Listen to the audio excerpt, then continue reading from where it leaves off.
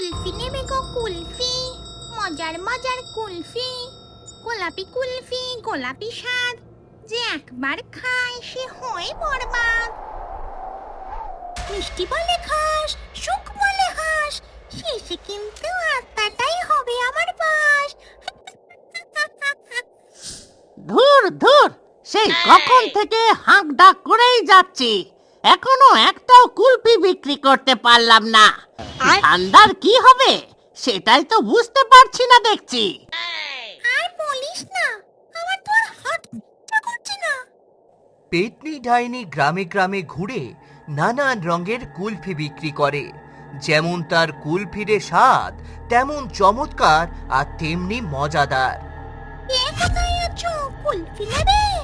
আমার কাছে ভালো ভালো আমের কুলফি, লিচুর কুলফি, কাঁঠালের কুলফি আছে।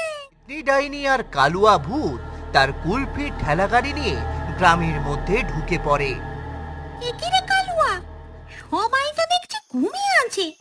তবে আর চিন্তা নেই, আমার সেই সিক্রেট মশলা আছে, এটা দিলেই সবাই ঘুম থেকে সুসুর করে জেগে উঠবে। এই ডাইনি, তুই আবার কি বানালি? তোর এই সিক্রেট মশলা আমি জীবনে দেখিনি। এটা কি দুধের নাকি আবার কোনো শ্মশানের জাদু? এই বলে ডাইনি তার ঝোলা থেকে একটা সিক্রেট মশলার বোতল বের করে এবং সেই বোতল থেকে কিছু মশলা কুলফির উপর ছিটিয়ে দেয়। সঙ্গে সঙ্গেই একটা সুন্দর সুঘ্রাণ ছড়িয়ে পড়ে গ্রামে। এ বাবা, কি সুন্দর ঘ্রাণ! কোত্থেকে আসছে? আমাকে তো দেখতেই হবে। কি গো, এত রাতে তুমি কোথায় যাচ্ছ? এত সুন্দর একটা ঘ্রাণ আসছে, তুমি পাচ্ছ না? আমি সেখানেই যাচ্ছি। ঘ্রাণ তো আমিও পাচ্ছি, মনে হচ্ছে কোনো কুলফিওয়ালা এসেছে। এত রাতে কুলফিওয়ালা এসেছে? চলো দেখিনি, চলো। এদিকে গরমে আমার গলাটা শুকিয়ে চৌচির হয়ে গেল যে। চলো, এই রাতে দু একটা কুলফি খেতে পারলে ঠান্ডায় বেশ ভালোই ঘুম হবে। এই ভেবে গোপাল ও সাবিত্রী দুজনেই কুলফি খাওয়ার লোভে ঘর থেকে বেরিয়ে ডাইনির কুলফির দোকানের সামনে এলো। কি গো, এত রাতে কুলফি বিক্রি করছো যে? হাসি দিয়ে ডাকবো, মিষ্টি দিয়ে ভাত, লোভ যদি জাগে শেষ হবে স্বাদ।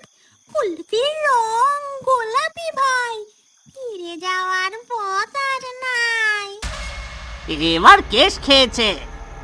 না, কে কিছু না, কি আর করবো বলো?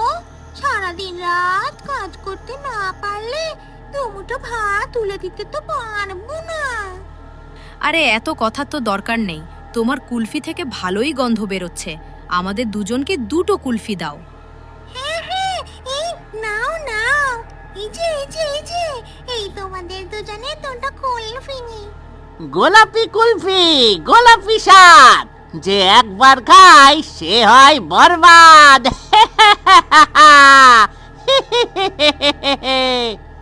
গোপাল ও সাবিত্রী দুজন দুটো কুলফি পেয়ে মজা করে খেতে লাগলো। কিছুক্ষণের মধ্যেই তারা চোখে অন্ধকার দেখতে লাগলো। আমার কাজ বোধহয় হয়ে গেছে কালুয়া, ওইটাই তো আমি চেয়েছি। এই কুলফির সাহায্যে আমি সবাইকে সম্মোহিত করে ফেলবো।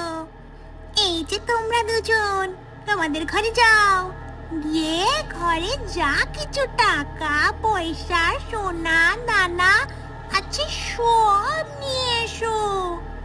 ডাইনির কথায় গোপাল ও সাবিত্রী নিজেদের ঘরে গিয়ে টাকা পয়সা সোনা দানা সবকিছু নিয়ে এসে ডাইনির হাতে তুলে দিল। এবার হবে মজা, আমি এখন এখান থেকে কেটে পড়ি।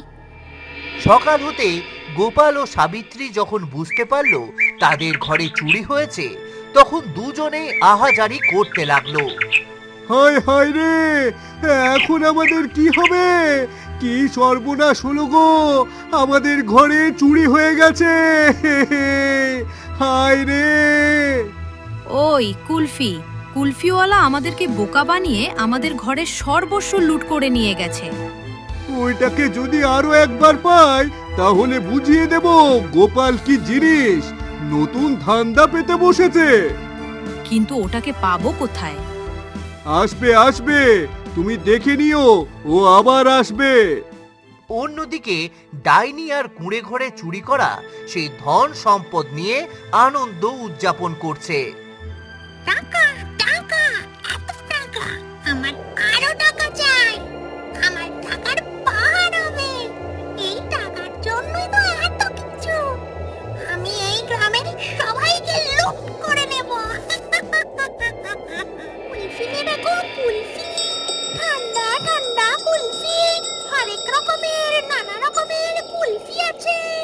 গোলাপি কুলফি, গোলাপি স্বাদ, যে একবার খায় সে হয় বরবাদ। মিষ্টি বলে খাস, সুখ বলে হাস, কিন্তু শেষে আত্মাটাই হবে আমার বাস। এই তো, তোমাকে তো পেয়ে গেলাম। গত রাতেও তোমার ডাক শুনেছি, কিন্তু বের হয়ে তোমাকে পেলাম না গো। আহারে, তুমি হয়তো একটু দেরি করে বেরিয়েছিলে। নাও বলো তো, এখন তুমি কয়টা কুলফি দেবো? প্রথমবারে কাজ না হলেও দ্বিতীয়বারে কুলফির কাজ ঠিকভাবেই হলো। কিছুক্ষণের মধ্যেই বিক্রম সম্মোহিত হয়ে গেল। এই তো, এইটাই তো চেয়েছিলাম। কে বলেছে আমার ওষুধ কাজ করছে না? এখন দে দে দেখি, তোর সাথে যা আছে সব আমার হাতে তুলে দে। এতক্ষণ অনেক জ্বালিয়েছিস।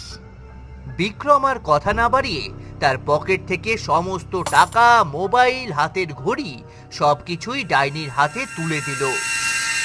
এবার আমাদের কাজ শেষ, এখন এখান থেকে আমাদেরকে কেটে পড়তে হবে। আরে এই বিক্রম, কি হয়েছে তোর? চোখ খোল, চোখ খোল। আমি কোথায় কোথায় আমি? তুই তো পথে পড়ে আছিস, কি হয়েছে তোর? পড়ে আছি? গতকালকে ওই কুলফি খাওয়ার পরে আর আমার কিছু মনে নেই। তাহলে আমি ঠিক ধরেছিলাম, তোকে ওই কুলফিওয়ালা ধরেছিল, তাই তো? আমার সর্বস্ব লুট করে নিয়ে গেছে রে। কি বলছিস দাদা? দেখি, আমার আমার সবকিছুই তো নিয়ে গেছে। ওই কুলফিওয়ালাকে একদিন ধরতেই হবে। দাঁড়া, আজকে রাতেই ওকে ধরবো। সেই রাতের গ্রামবাসীরা পরিকল্পনা করে ডাইনিকে ধরার জন্য ওৎ পেতে থাকে। কুলফি নেবে গো, কুলফি, আমার কাছে মজার মজার নানা রঙের কুলফি আছে। খেলে একদম জীবনে আর কখনো ভুলবে না। তুমি এত রাতে কুলফি বিক্রি করছো? তুমি কি প্রতি রাতেই এভাবে কুলফি বিক্রি করো? প্রতিদিনই করি। তোমার কয়টা লাগবে তুমি বলো তো? ডাইনির কথা শেষ না হতে চারদিক থেকে গোপাল ও বিক্রম তাকে ঘিরে ধরে। এবার তোদেরকে পেয়েছি, এবার কোথায় পালাবি বাছাধন? আমাদের ধরার জন্য এত কিছু? তোরা জানিস তোরা কাকে ধরেছিস?